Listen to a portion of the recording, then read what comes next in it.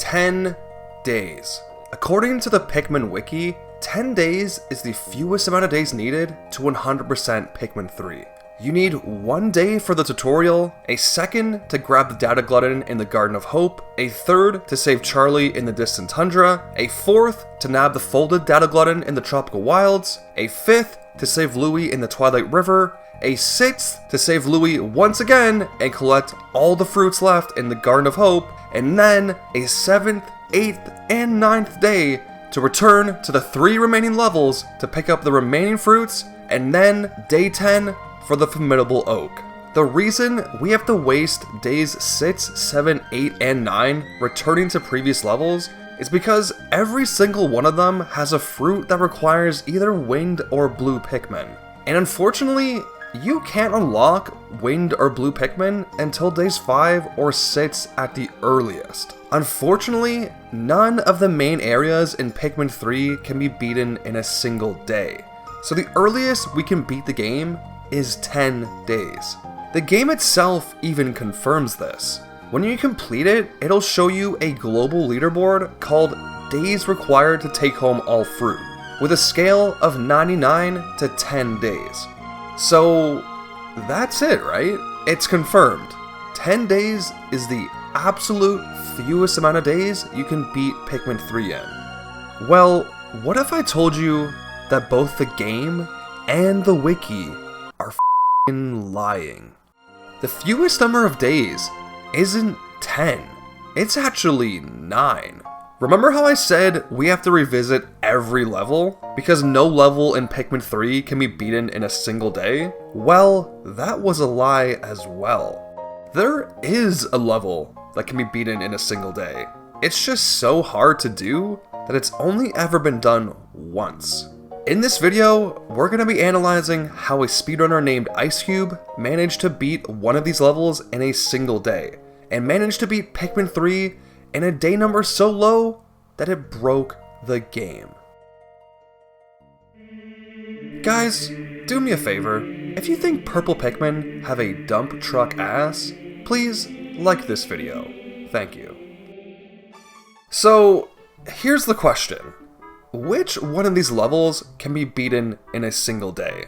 As I mentioned before, you are required to come back to the Garden of Hope a second time to rescue Louie. So, right off the bat, Garden of Hope is off the board. The Distant Tundra looks promising because we're not required by the game to spend an extra day there, but unfortunately, it has fruit locked behind these gates, which need winged Pikmin, and this fruit in the water that you need either wings or blues to collect. Remember, we can't unlock wings or blues until days 5 and 6 at the earliest, and since we get to Distant Tundra on day 3, it's just not gonna work. Tropical Wilds is more of the same. We're not required to go back, but once again, it has fruits that require winged and blue Pikmin to collect, and since we have to go there on day 4, it's once again not gonna work. Which now leaves us with one level remaining, the Twilight River on day 5. This is supposed to be the day where you unlock winged Pikmin and save Louie, which makes it very promising because we have winged Pikmin now, which a lot of fruits require you to have. In fact, with the Pikmin we now have, we can obtain every fruit in the level. Well, every fruit but 2, the Citrus Lump and the Crunchy Deluge. Both of these fruits are submerged in water, and while winged Pikmin can get fruits above the surface, if it's a fruit below it, they have no chance. So that's it then, right? Unless we have some way to collect these fruits without blue Pikmin, we can't beat the Twilight River in a single day. Well, what if I told you we did? But the method of doing it is so terrible and so impractical that I wish we didn't. But instead of me telling you, let me show you. Let's hop into the run and see how IceCube beat the Twilight River in a single day. And just a warning, what you're about to see is not for the faint of heart. It took him over 50 tries and is routed so perfectly that he literally finishes the day with 0 seconds remaining. On that note, let's hop on in. The first thing IceCube does is throw Brittany and Charlie into the river. He then performs a trick where he holds Brittany with Charlie, walks into this corner between the lily pad and the rock, then uses the whistle. If done right, Brittany will clip out of bounds. At that point, all he needs to do is dismiss, which will push Brittany off into the void and spawn her on the other side of the river, all without having to build the bridge. Next, he throws 4 rock Pikmin into the water and whistles them to the other side with Brittany. He then uses said rock Pikmin to save the wings and start building up their numbers. While Brittany's doing that, he gets 2 yellow Pikmin to start breaking down this electrical fence, and then grabs 3 bomb rots from this ledge up here. He then gets his winged Pikmin to move the stick, uses a spicy spray on them so they become floured, and gets them to bring back as many pellets to the onion as possible. Before even the quarter point of the day, he already has 70 winged Pikmin. The way he does this so quickly is by having Elf kill enemies with rock Pikmin, bringing those enemies back to the main onion, then before they bring it all the way back, have Charlie whistle them off. Then he goes here with Charlie, whistles the wind Pikmin across the river, and gets them to collect the bodies. While they're busy collecting bodies and this fruit, he uses Elf to go to the second half of the level, destroys this wall with the 3 bomb rots I mentioned earlier, kills this spider, and pushes the bag down, which gives them a shortcut back to the first half of the level. He then pulls off a really cool trick where he whistles Brittany and his Pikmin with Charlie, then back where he pushed the bag down with Elf, he performs a long range whistle and nabs Brittany, Charlie, and all of his Pikmin before hitting the loading zone. If he does this quick enough, when he enters the second half of the level, Brittany, Charlie, and all of his Pikmin will be there when the game loads. After that, he charges all of his Pikmin into the water and whistles them to the other side of the river so he can start breaking down this wall. He does this so he can start working on another trick while the Pikmin are breaking it down instead of just standing there doing nothing. This trick involves him holding Brittany, Elf, and a lone yellow Pikmin, which he swaps through until Brittany and Elf are clipped into this wall. Once inside, he throws Brittany through the floor and up to the area that leads to the boss. Next, he tells Charlie and 1 rock Pikmin to go back to the base and uses Brittany and another long-range whistle to get his Pikmin to the loading zone that houses the boss. To kill this boss as quickly as possible, he uses a strategy that involves killing 15 to 20 of these little bees, which will cause the boss to attack quicker in its next phase. Then he charges all of his Pikmin on him, taking off half of his health bar. On the second phase, he quickly switches over to Elf, who he threw in the corner earlier, which will actually cause the boss to focus on Elf and send the bee minions his way. Now that the boss is distracted, he can once again charge his Pikmin at him and kill him instantly. If you watched my Pikmin one-shot video where I show how to kill every Pikmin boss as quickly as possible and are wondering how he killed him in 2 cycles instead of 4, it's because he's playing on normal mode, which lowers enemy and boss HP pretty substantially. In fact, enough that you can kill him in 2 cycles instead of 4. So now that the boss is dead, he collects the body, fruit, and Louie as well. But since he didn't build the bridge leading up to the boss, it's gonna cause some trouble for him. You would think the Pikmin could just walk objects down off this ledge, but there's actually an invisible wall here stopping them from doing that. So he has to whistle his Pikmin off the objects, then quickly put them back on them. If he does this enough times, the objects will slowly clip through the wall. While all this was happening though, he had Charlie take 3 wind Pikmin over to this cave and grab the 3 raspberries inside. Now that Louie and the fruit are through the invisible wall, he takes his wind Pikmin and collects this fruit here and gets 3 yellows on this electric fence. Next, he takes all of his winged Pikmin and charges them at the Snagret, and since he's playing on normal mode, it kills it instantly. He then swaps back to Charlie, who is still with those 3 winged Pikmin from earlier, and gets them to start collecting these grapes. So, now it's time. We're about to find out how he plans to get the fruits submerged in water without blue Pikmin, and why completing this run is so impossibly hard. But before we get into that, let me first explain a little backstory on the trick. If you didn't know, there's a pretty infamous glitch in this game called the crushing or invincible Pikmin glitch. Basically, if you grab a Pikmin the exact moment it gets crushed by something, like this rock for example, it'll become invincible. This happens because once a Pikmin is in a crushed state, a flag gets set, and that flag makes the Pikmin invincible. This is theorized to occur so the Pikmin can't get hurt by hazards or other enemies while it's in the middle of its crush animation. However, if you pull a Pikmin out of this crushed state by grabbing them on the exact frame they get crushed, you will pull them out of this state, but the flag that makes them invisible will remain. When the Pikmin are in this invincible state, they can't be whistled or thrown, but they can be dismissed and charged. And more importantly, they are invincible, which means they can't die to enemy attacks or hazards. And yes, that includes water. When a Pikmin is in this state, it can walk right into the water and be completely fine. They can pick up bomb rots, enemy bodies, and even attack things. For all intents and purposes, they are basically blue Pikmin now.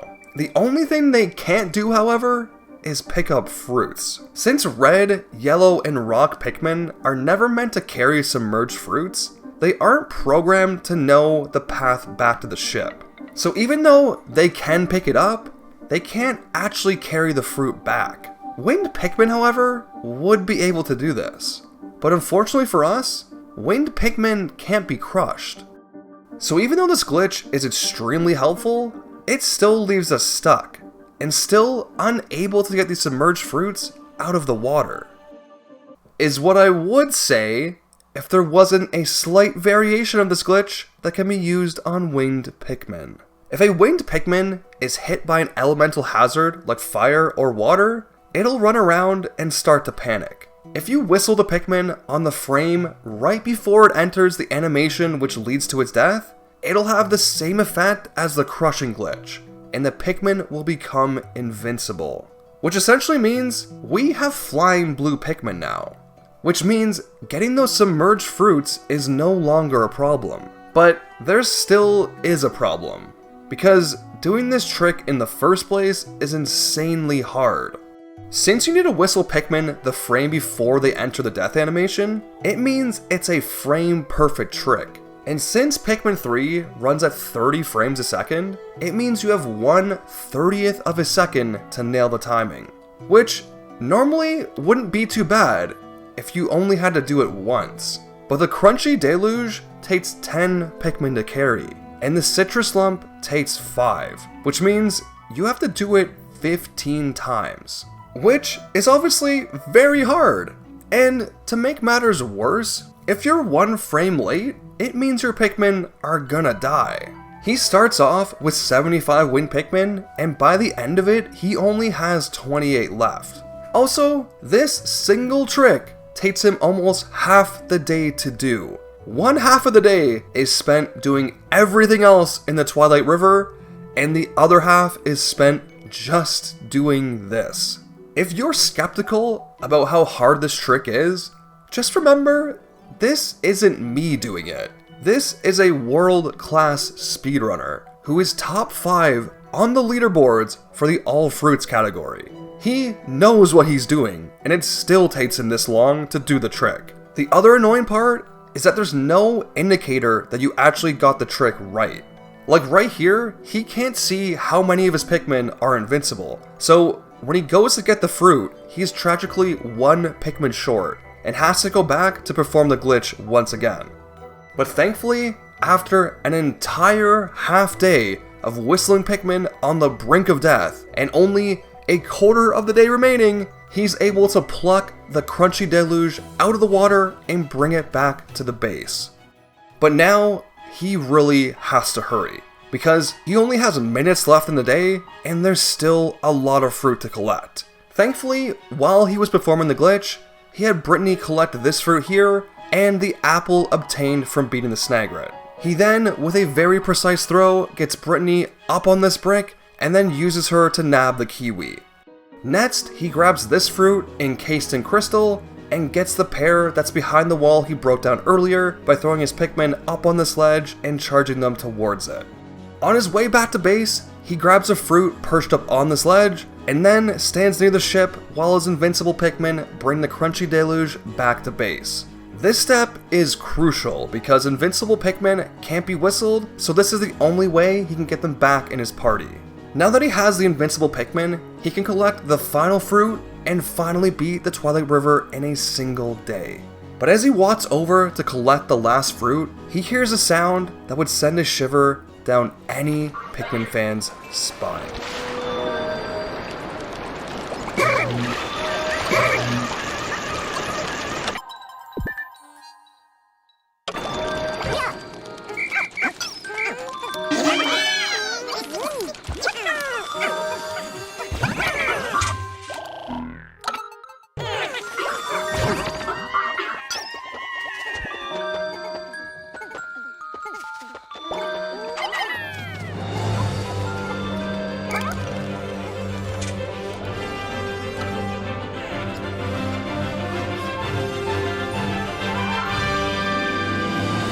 With literally 0 seconds left in the day, he's able to bring the last fruit back to the ship and complete the Twilight River for the first time in the history of the world in a single day.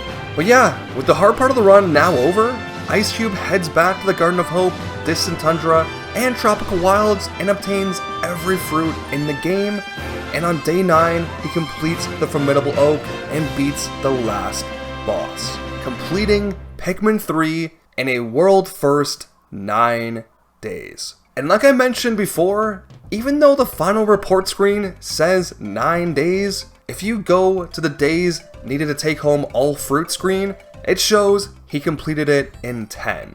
He beat the game in such a few amount of days that the game literally can't comprehend it and just says it took 10 days anyways. That is insane.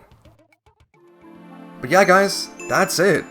That's the entire run. Sorry if it's shorter than my normal videos, but there just wasn't as much to cover in this one as there normally is. But the story and the tricks in this run were so cool that I had to show it off anyways. I want to give a big thank you to Ice Cube for allowing me to use the footage in this amazing run.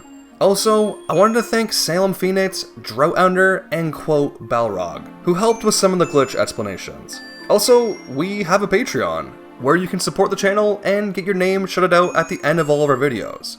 And if you made it this far, please spam "Are we there yet?" in the comments. You know, because of the whole Ice Cube thing.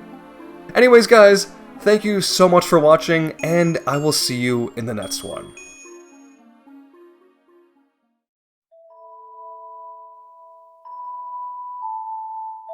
This video was made possible through the support of our amazing patrons.